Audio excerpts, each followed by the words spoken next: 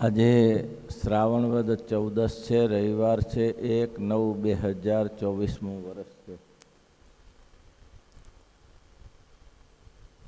54માં વચનામૃતનું રહસ્ય એટલું જ છે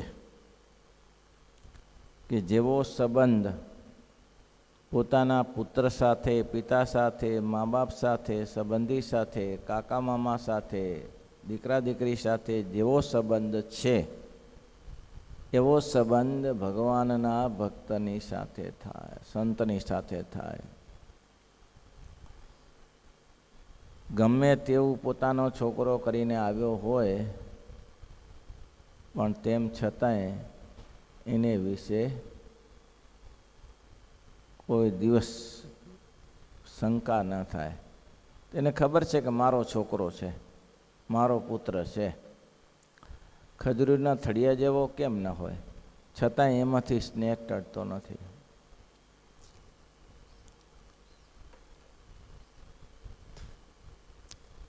એવો સ્નેહ જો મોટા સંતોને વિશે થાય તો એ ધારે એવું કામ કરી આપે. આનંદ સ્વામી ભરૂચનું મંદિર કરવા ગયા ત્યારે ભરૂચનું કામ લીધું હાથમાં, એટલે અમદાવાદના એક સત્સંગી શેઠિયા હતા. એમને કહ્યું, અમદાવાદથી તમે સુરત ભરૂચ જાઓ છો તો મારા મિત્રે તે સુખી છે, એને કામની કંઈ વાત કરજો, મંદિરમાં મદદ કરશે. સ્વામી કે સારું. આનંદ સ્વામીએ ભરતનું મંદિર શરૂ કર્યું. પછી ત્યાં એ નગર શેઠને મળવા ગયા. એ નગર શેઠે કહ્યું, નગર શેઠને કહ્યું કે શેઠ તમે આમાં શું મંદિર કરું છું ભરતને શું મદદ કરી શકો? મદદ તો સ્વામી બોલો એ આપું, મારે પુત્ર નથી તો એક દીકરો થાય એવું કરો. જીવની વાસના તેવી હોય છે ને. કેટલી ઉંમર થઈ હતી? 90 વર્ષની. થાય પુત્ર? 90 વર્ષની ઉંમર સુધી એને જગતની વાસના ટળી નહીં કે મારે પુત્ર થાય તો સારું એમ. સ્વામી કે પુત્ર તો આપું, તું પૈસા કેટલા આપે બોલો? માગો એ આપું કે 1 લાખ રૂપિયા આપવાનો, 1 લાખ રૂપિયા આપવાનો અને અત્યારે 50,000 આપી દે. શેઠિયો કે પુત્ર તો સ્વામી, પુત્રને છોડ, હું કહું એટલું કર. મેં કીધું એટલે પતી ગયું. 90 વર્ષે ભાઈ. શેઠિયો કે લઈ જાઓ. 50,000 રૂપિયા લઈ ગયા ભરૂચના મંદિરનું. ત્યારે તો લાખ રૂપિયા મંદિર થઈ જતું. ભરૂચનું મંદિર શરૂ કર્યું. 9-10 મહિને 90 વર્ષના ઘરે પારણું બંધાણું. બોલો, જેના ઉપર સંતોની કૃપા થાય શું ના કરી શકે? 90 વર્ષે પારણું બંધાણું. એટલા મહારાજ કે ભગવાન અને ભગવાનના સાથે સંતની સાથે રાખશો તો આ લોકનું આપશે અને પરલોકનું આવશે. પણ તમે સંતને સાથ નહીં રાખો તો આ લોકનું મળશે, પરલોકનું નહીં મળી શકે. એટલે અહીંયા કને મહારાજે કીધું કે એવો સંબંધ તમારે ભગવાનની સાથે રાખો. પછી જેતલપુર મંદિરમાં કામ હશે, 50,000 પછી મંદિર પૂરું કર્યા પછી અહીંયા લીધા. એટલે આવો ભગવાન અને ભગવાનના સંતનો સ્વભાવ છે. આ વચનામૃતનું રહસ્ય એટલું જ છે કે બસ જેવો કુટુંબીની વિશે સંબંધ રાખવો છે એવો આને વિશે સંબંધ રાખવો. સુખસ્વામીએ પ્રશ્ન પૂછ્યો કે હે મહારાજ, ગમે તેવો આપતકાળ પડે, ગમે તેવો આપતકાળ પડે અને ધર્મમયથી ન ડગે, ધર્મમયથી કોઈ દિવસ ન પડી જાય, એવા ભક્તના કયા લક્ષણે કરીને ઓળખાય? આપતકાળ ગમે તેવો પડે પણ ધર્મમાંથી કોઈ દિવસ પડે નહીં.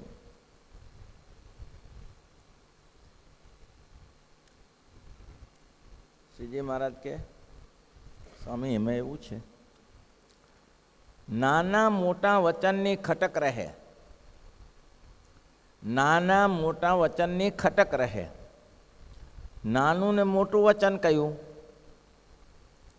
મોટું વચન કયું? બ્રહ્મત્યાગ કરવું મોટું વચન છે. ગુરુ સ્ત્રીનો સંગ કરવો, શરણાગત સ્ત્રીનો સંગ કરવો,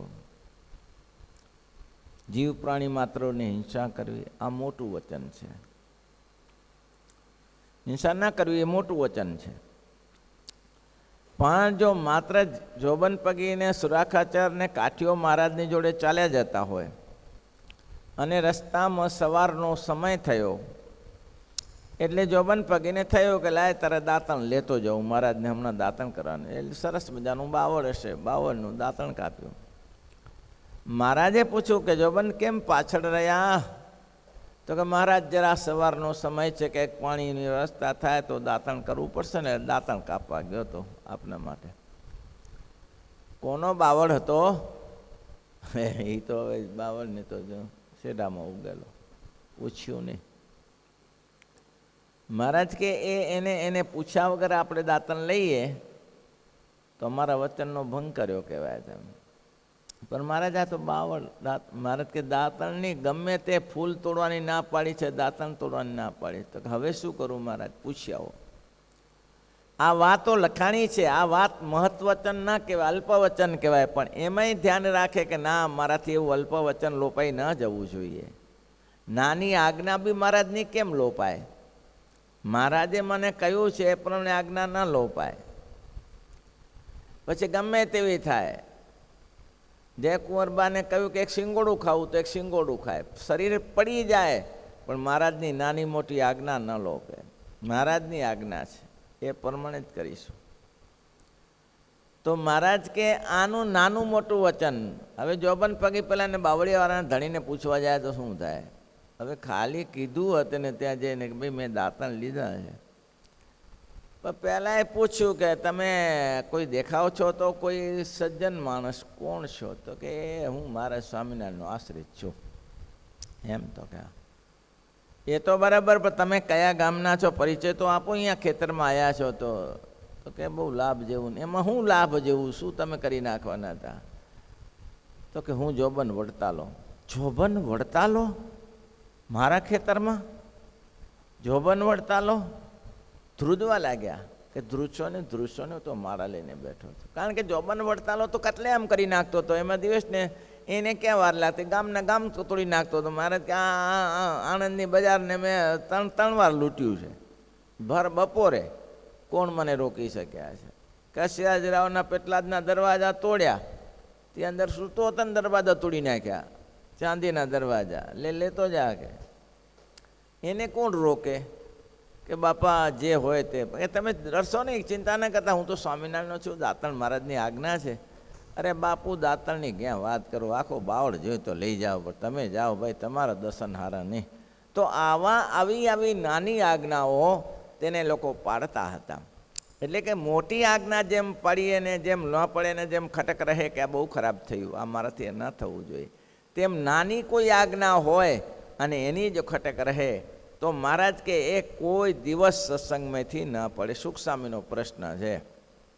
કોઈ રીતે આપતકાળમાંથી પાછો ન પડે, ગમે તેવું થઈ જાય, પણ પોતાના નિયમમાંથી પાછા ન પડે. ઘણા લોકો પૂજા લઈને બહારગામ જાતા નથી. આપતકાળ કેમ?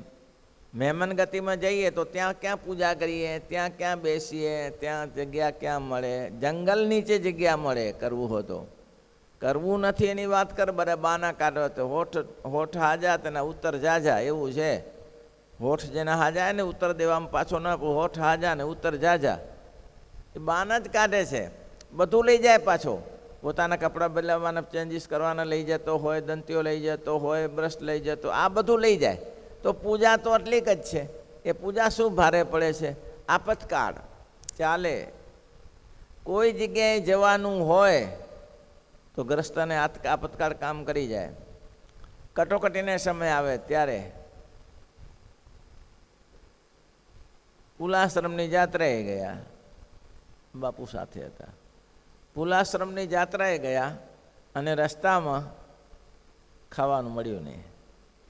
સફરજન હતા એ પૂરા થઈ ગયા લોકોના. સફરજન સસ્તા મળતા હતા ત્યાંથી, 10 રૂપિયા કિલો, 7 રૂપિયા કિલો સફરજન. પણ પૂરા થઈ જાય, હવે શું ખાય? 1 દિવસ, 2 દિવસ, 3 દિવસ પછી તો હરિભક્તો કે આ ક્યાં સુધી ચાલે? આ ચાલે ક્યાં સુધી? કંઈક કરવું તો પડે. પછી પૂછવા આવ્યા કે સામે અહીંયા ચોખ્ખું મળે છે. મેં કીધું અહીં ચોખ્ખું જ હોય બધું. કીધું અહીં બધું ચોખ્ખું જ હોય. કે અમે જમવું તો પડશે. મેં કીધું જમવું પડે પછી ચોખ્ખું આઠાનું ચો પ્રશ્ન જ છે. કીધું જમવું પડે કે પછી ઓલાને કે અમે રસોઈ બનાવી દો. ઓલો કે અંદર રસોડામાં તમને ના આવવા દઉં. તો લે કીધું પછી હું ધોઈ સાફ સૂફ કરીને બધા વાસણ ઘસીને કરી દઉં. કાંઈ એને તો માંસ મધારા બધું વાસણો ત્યાં તો ક્યાં બધું નેપાળમાં તો ચાલે. તો જમી લીધું બિચારાએ પ્રેમથી, અચ્છા ન પડ્યા. આ આપતકાળ કહેવાય.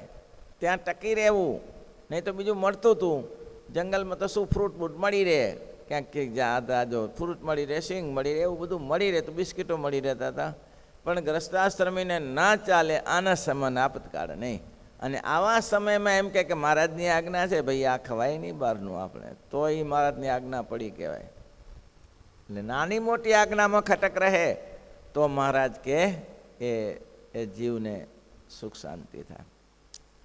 વચનામૃત 53 આના પછી આવતું હતું. ક્રમ જે હોય તે પણ પાછું વચનામૃતમાં એમ લખ્યું એવા જે સંતો, અને એટલા જ માટે પાનબાઈ લખે એવા રે સંતોને પાનબાઈ વારે વારે નામીએ રે. એવા રે સંતોને પાનબાઈ વારે વારે નામીએ રે.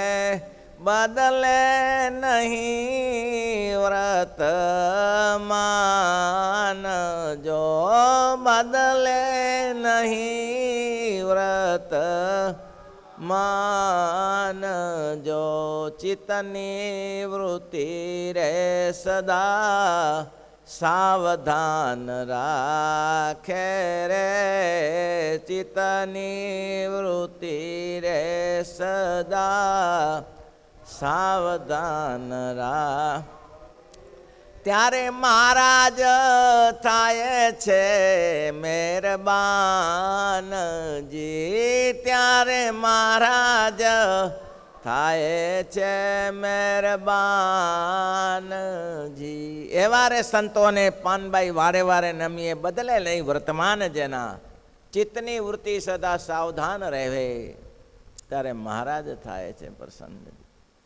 તો આવા સંતોના લક્ષણમાં એટલા માટે મુક્તાનંદ સ્વામી પૂછ્યું કે મહારાજ એક વાત એવી છે કે કેટલાય તો આ સત્સંગમાં રહેતા રહેતા બહુ આગળ વધી જાય છે.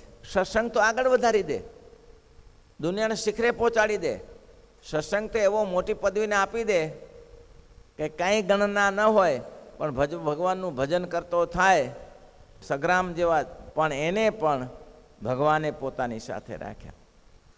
એવું નહીં, સારી સ્થાને કેટલીક જગ્યાએ મહાપૂજામાં નામ લખ્યું. કેમ પૂજાય છે? સત્સંગે કરીને પૂજાય છે. સત્સંગ તો આવો દિવ્ય છે, ભવ્ય સત્સંગ છે ભાઈ. આવો દિવ્ય અને ભવ્ય સત્સંગ, તેમ છતાં કેમ પાછા પડી જાય છે? અને કેટલાક તો બહુ આગળ નીકળી જાય છે. મુક્તાનંદ સ્વામીનો પ્રશ્ન છે કે મહારાજ કેટલાક તો સત્સંગમાં રહેતા રહેતા પાછા પડી જાય છે, અને કેટલાક તો દિન પ્રતિદિન બહુ પ્રગતિ કરે છે. અધોગતિ થાય છે એનું કારણ શું? ઉર્ધ્વગતિ થાય છે તેનું કારણ શું? શ્રીજી મહારાજ કે એક જ ઉપાય છે, જેને સંત સંતાપે જાત હે કૌરવ કંસ. કૌરવ કંસ. મહારાજ કે સંતને રાવણ કૌરવ કંસ. સંત સંતાપે જાત હે રાવણ કૌરવ કંસ. શું થયું? શું થયું? આ દ્રષ્ટાંત તો. અને એને ઉપાસને, એને ભજન કરવાથી શું થાય? મોટી પદવી મળે. સોજાનબ સતસંગ પ્રભાવ લોકૈ વેદ ઓરન કાવ. આ સત્સંગનો પ્રભાવ છે. નારદ વાલ્મીક, નારદ ઘટ જોની વાલ્મીક, નારદ ઘટ જોની નિજ નિજ કહી નિજ નિજ મુખની કહી નિજ હોની નિજ નિજ મુખની કહી નિજ હોની.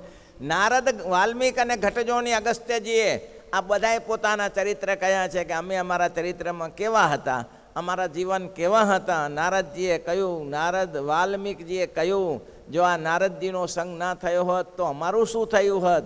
અને વાલ્મીકીજીએ કહ્યું કે જો આને વાલ્મીક નારદજીએ કહ્યું જે મને જો પેલા ચોમાસું કરવા આવેલા સંતોનો સમાગમ ના થયો તો મારું કંબસ્ત ઋષિ કહે છે હું તો ઘટજોની છું, મારો તો જન્મ કોઈ માતા થકી નથી થયો. હવે કેટલા છોદરે કહેવાય કે ક્યાંકથી છોકરો જન્મે આપેલે ટ્યુબ બીબી જેવું કહે છે એવું. હું તો ઘટજોની છું, અકસ્માત જન્મ થયેલો સીતાજીની જેમ, અને છતાંય આ મોટી પદવીને પામ્યો એ ગુરુ કૃપાએ પામ્યો છું. ગુરુ કૃપા. વાલ્મીક નારદ ઘટજોની નિજ નિજ મુખની કહી નિજ હોની. આગળ વધી ગયા, મહાપદવીને પામી ગયા. એની જગ્યાએ સંત સંતાપે જાત હે રાવણ કૌરવ કંસ. પૂર્વકાળમાં અંગ થયા, અંગનો વેન થયો. શ્રીમદ ભાગવતમાં કથા પ્રસિદ્ધ છે. તેને સંતોએ સમજાવ્યું. એ શું કહેતો હતો?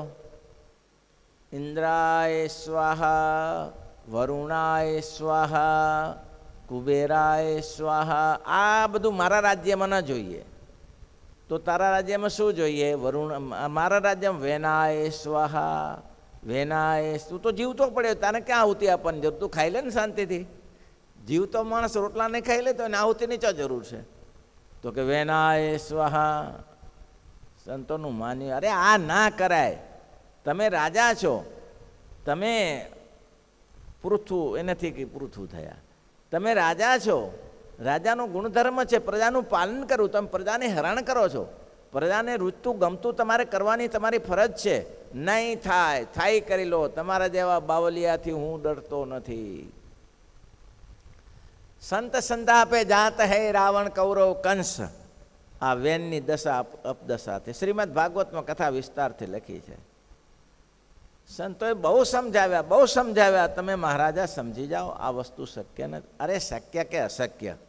જે હું શાસન કરું છું, મારે હું કરું એ જ ભાગવત, હું જ કરું રામાયણ. બોલો, આવા ઘણા મૂર્ખના સરદારો હોય છે.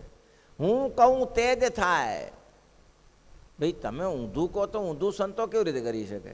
તમે કહો એમ તો ના થાય ને. એમ હું કહું બધીની ક્યાંય ના થાય. કોઈની સલાહ તો લેવી પડે ભાઈ. અને સંતો એવા ખીજાણા, એવા ખીજાણા, ખાલી દર્ભની સળી લીધી. દર્ભની સળીમાં વજન કેટલો, અને આમ મારતાની સાથે મરી ગયો. લ્યો, દર્ભની સળી લીધી. દાભડો સમજો છો ને? દાભડાની સળી લઈને એનું પત્તું લઈને આમ ફેંક્યું. લે ત્યારે તું એ લેતો જા. ત્યાં જત્યું તમે કહેશો એટકમાં મરી ગયો. બોલો, આવા ખલ પુરુષને કહે છે સંત સંતાપે જાત હે રાવણ કૌરવ કંસ. એટલે મુક્તાનંદ સ્વામી કહે છે કેટલાક તો પ્રગતિ કરી ગયા અને કેટલાક તો અધોગતિ કરી ગયા. એનું શું કારણ છે? મહારાજ કે આટલો મોટો સમુદાય છે, સત્સંગ આટલો મોટો નહીં, કેટલો વિસ્તાર સત્સંગ છે. સંતો કેટલા બધા ગણા છે. કોઈ હરિભક્તો નવ ગુણ આવી જાય, કોઈ સંતો નવ ગુણ આવી જાય. એ આવી સ્વાભાવિક બાબત છે સાથે રહેતા. સ્વામિનારાયણ ભગવાન ખુદ કહેતા, કોઈ રાજા મહારાજા કહે ને મહારાજ 6 મહિના અહીંયા રોકાઓ, અમે બહુ આનંદ થશે. મહારાજ કે દૂર રહે મહિમા રહે ને એ નજીકમાં મહિમા ન રહે. બોલો, એવો તો એક દાદો ખાચર હોય, જીવબાન લાડુબાન રાજબા જેવા હોય કે આ જીવન જેને રહે ને અવગુણ ના આવે, બાકી તો જીવા ખાચરને અવગુણ આવે. મહિમાની વાતો મોટી મોટી કરે જીવો ખાચર. મહિમાની વાત બ્રહ્માંડ તોડી નાખે, મહારાજ પાસે બેસીને આતાડ પાતાડ એક કરી નાખે એવી વાતો કરે. પણ સમય આવે ત્યારે મહારાજનો અવગુણ બુઢા ખાચરને મૂકીને મારવાની તૈયારી કરે. અવગુણ આવી જાય એટલે મહારાજ ખુદ કહેતા. આમ તો સ્વામી મહારાજ લખ્યું છે, વેતનામર વ્યાલજી મહારાજે લખ્યું છે, સંતો તણી તો સગડી ક્રિયાય કુસંગી દેખી સતસંગી થાય. સંતોની ક્રિયા તો એવી હોય, કુસંગી દેખીને સત્સંગી થાય એવી હોય. પણ આવો મોટો સંપ્રદાય છે, હવે એમાં 1-2 માણસ એવા કોઈ ના નીકળે ભાઈ? નીકળે. ઘરમાં 4-5 છોકરા હોય એમાં આવું થાય છે તો પછી કેમ થાય? હા, તો પછી શું કરો લ્યો, આવું થાય છે. સત્સંગીના દીકરા દીકરી હોય, રાત્રે દિવસ ભજન કરતા હોય. એવું એક કુટુંબ હતું, રાત્રે દિવસ ભજન કરે. દીકરી કોલેજમાં ભણવા મૂકી, વકીલાતનું ભણવા મૂકી, ઘરે પાછી આવી તો એના ખનમાં સિગારેટ પહેરતી હતી બેઠી બેઠી. એના પિતાને કે આપણે લ્યો લ્યો. એનો બાપો કે હું તો એવો સળગી ગયો કે મરવું ક્યાં હવે. આ સત્સંગીની દીકરી, આ ઇતિહાસ બનેલા છે, બને છે ઇતિહાસ. વાદે ચડી જી, સિગારેટ પીએ બે. સત્સંગી ભવ્ય 7 પેઢીનો સત્સંગ અને અણી શુદ્ધ સત્સંગ. એ બિચારો દુઃખી થઈ ગયો અને આ હત્યા કરીને મરી, એટેકમાં મરી ગયો. બોલો, આ મારે ઘરે હોય, મારે ઘરે આ હોય તો બની શકે. તો આટલું તમારા કુટુંબમાં બની શકતું હોય તો આટલો મોટો સંત સમુદાય છે. એ સંત સમુદાયમાં બધા ખરાબ છે? બધા સંતો શું ખરાબ હોય છે? તો એવું બની શકે છે. તો એટલા માટે મહારાજે કીધું કે એવા સંતોનો તમારે અવગુણ આવે તો મહારાજ કે ગમે તેવો મોટો હોય તો અધોપતન થાય. અને મહારાજ કે સંતોની સેવા અને સંતોનો ગુણ, આહા આ બ્રહ્માંડમાં સંત જો હરિભક્ત તો કેવા હોય. કાલુપુર મંદિરમાં 1-2 ભાઈ દર્શન કરવા નીકળ્યા, નન્નાદેવના દર્શન કર્યા, ઘનશ્યામ મહારાજ દર્શન કર્યા. પછી કોઈ કીધું હશે કે આ જુઓ ને સંતો તો આમ કરે છે તેમ કરે છે. પહેલો કે આમ જો, આમ જો, આમ જોવાની છે જરૂર છે. આ બાજુ જોતો જા ને, આ બાજુ નન્નાદેવ છે, નાના ઘનશ્યામ મહારાજ છે, મોટા ઘનશ્યામ મહારાજ એક જ સાઈડમાં છે બધું. આ બાજુ છે આ સભામાં તારે જોવાની છે જરૂર છે. આ બાજુ એક જ બાજુ જો. ભગવાનને રાજી કરવા હોય તો લક્ષ્ય એક જ રાખવાનું. એટલા જ માટે તો મહારાજે દ્રોણાચાર્યએ બતાવ્યું કે લક્ષ્ય એક હશે તે પહોંચી વળે. બધાને કીધું આ ઝાડ દેખાય છે? હા દેખાય છે ને. તમે હું દેખાવું છું? આદે નીચે ઉતર, તારું કામ નહીં, આમાં લક્ષ્યભેદ ના થાય. મતભેદ થતો હશે? બધાને પૂછ્યું તો કે હા ઝાડ તો દેખાય, ઝાડ દેખાય ત્યાં સુધી લક્ષ્યભેદ ના થાય. પછી અર્જુનને કહ્યું સરસંધાન કર, શું દેખાય છે? તો પક્ષી દેખાય છે. થોડું વિશેષ કર, હવે શું દેખાય? આંખ દેખાય. માર આંખ. ત્યારે આવું અનુસંધાન હોય ત્યારે થાય ભાઈ. અને આપણે તો આ સત્સંગમાં કેવું સરસંધાન તાક્યું છે. મહારાજ કે જ્યાં નાખો ને ત્યાં તીર લાગે એવું છે. પૃથ્વીનું નિશાન લે કોઈ દિવસ પાછો ન પડે. જેને પુરુષોત્તમ નારાયણનું નિશાન લીધું કે પામવા છે પુરુષોત્તમ નારાયણને, એ કોઈ દિવસ પાછા ન પડે. એટલે મહારાજ કહે છે કે હે સંતો ભક્તો, જેને ભગવાનના ભક્ત 53 વચનામૃત છે, ભગવાન અને ભગવાનના ભક્તનો સંતોનો ગુણ આવ્યો તે મહારાજ કે પાછો પડી જાય છે. અને જેને જેને સંતોનો ગુણ લીધો એ પ્રગતિ કરે છે. જેટલા જેટલા એ ગુણ લીધો એ મોટી પદવીને પામ્યા છે. આજે જોતા હશો ને ફરી જોતા દિવ્ય પુરુષો થઈ ગયા. જે ભગવાન અને ભગવાનના સંતને દિવ્ય માને છે એ પોતે દિવ્ય થઈ જાય છે. અને મહારાજ કે સ્વાભાવિક પ્રકૃતિ કરીને એમાં પંચવર્તમાનમાં દોષ હોય ને તો દોષ લેવો, એવું કીધું મહારાજે. પંચવર્તમાનમાં કોઈનો દોષ દેખા તો દોષ જુઓ. શું કરવા? પંચવર્તમાનમાં દોષ હોય તો તમારે જોવાની ક્યાં જરૂર છે? જગતમાં એવું સ્થિતિ સૂત્ર છે કે સિંહ ભેંસને શિંગડા ભેંસને બસ. તમારે શું, તમારે અનુકૂળ પડે તો એની જોડે બેસો, ના અનુકૂળ પડે તો ના બેસો. પણ તમારે એના દોષ જોવાની ક્યાં જરૂર છે? પંચવર્તમાનમાં ફેર હોય તોય. પણ મહારાજે એમ કીધું છે કે એનો અવગુણ લેવાય, એમાં વાંધો નહીં. અવગુણ લેવાય એટલે શું લેવાય? અવગુણ લેવાય એટલે આપણે જોઈએ કામ છે. કોઈની બજારમાં ફૂટ બજારમાં જે આને કેળાનો ભાવ પૂછો, પપૈયાનો ભાવ પૂછો, ચીકુનો ભાવ પૂછો, તરબૂચનો ભાવ પૂછ્યો, તમારા ઘરે આવે? તમારા ઘરે આવે? તમે ભાવ પૂછો તો તમારા ઘરે આવે? પણ 5 રૂપિયા 25 રૂપિયા આપીને જોખ્યા પછી તમારે ઘરે આવે? આવે ને? કોઈને જોવા સંતો સારા છે કે ખોટા છે એ તેનો દોષ નથી લાગતો. એ તો સમાગમ કરવો છે તો એના અંદરથી જોવા પડે કે ધનેશ્રીના ત્યાગી છે, મહારાજની આજ્ઞામાં રહે છે, એ તો જોવું જ પડે. પણ એ જ્યારે જોવા જેવું છે, એ જોયા પછી એ તમે લીધું ના કહેવાય. પણ તમે એને ટકર ટકર જોઈ રાખો, આ શું કરે છે, આ શું કરશે, હવે શું કરે, જો આ કેવું કરે, આ કેવું કરે, આને અવગુણ લીધો કહેવાય. એ તમે પૈસા આપી ખરીદીને તમારા ઘરે લાયા, તમારા ઘરે લાયા, એ એવું જ થાય એમ પૂરું. એટલે આવી આદત છોડી નાખ્યું. મહારાજે તો એમ કીધું કે અવગુણ લેવો. અને મહારાજ કે સ્વાભાવિક પ્રકૃતિ, કોઈ ખાવાની આદત, કોઈ જોવાની આદત હોય. અને મહારાજ કે ફાટી દ્રષ્ટિથી ચાલતો હોય તો તમે માનો કાં તો કોઈ ખરાબ છે, પણ એ તો બહુ ઝીણો હોય છે. અને આંખો બંધ કરીને બિલાડાની જેમ ચાલતો હોય પણ અંદરમાં કામી હોય તો શું કરી શકો? એટલે તમને બાહ્ય દ્રષ્ટિથી ખબર ના પડે તો શું ખબર કેમ પડે?